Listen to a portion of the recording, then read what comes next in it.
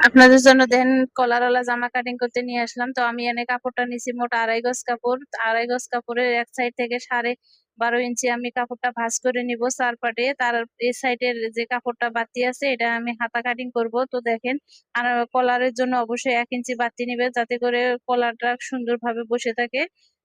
আরমল আরমলের মাপটা নিছি 6.5 ইঞ্চি। দেখেন 6.5 ইঞ্চি। তারপর গলার পাশের মাপ নিব 2 সুতা কম 3 ইঞ্চি, এটা কলার হবে তাই। তো বডি হচ্ছে 32 এর 4 ভাগের 1 ভাগ নিব, 1 ইঞ্চি শিলানো নিব, যার যতটুকু বডি হবে।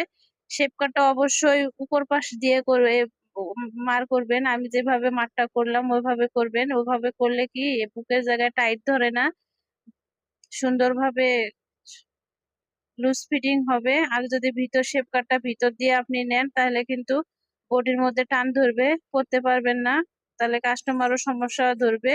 তো অবশ্যই শেপ কাটটা উপর পাশে দিবেন। আমাদের মেয়েদের ক্ষেত্রে কিন্তু ওই জায়গায় আমার মেয়েদের বুকের এটা থাকে। তো আপনারাও চেষ্টা করবেন শেপ কাট ওই নিয়মে বসে কাটিং করার। তো ওই কাপড়টা আমি কাটিং করলাম, ওটা কলার বানাবো। কলার কলারের কাপড়। তো হাতা 2.5 গজ কাপড় দিয়ে মোট হাতা, গলার পট্টি এগুলা দিয়ে হয়ে যায়। অন্য কোনো ডিজাইন চাইলে কিন্তু দেওয়া যায় না। তো দেখেন আমি প্লাজো হাতা কাটিং করতেছি। ভিডিওটা কেমন হয়েছে অবশ্যই বলে যাবেন। চ্যানেলটা সাবস্ক্রাইব করে পাশে থাকবেন।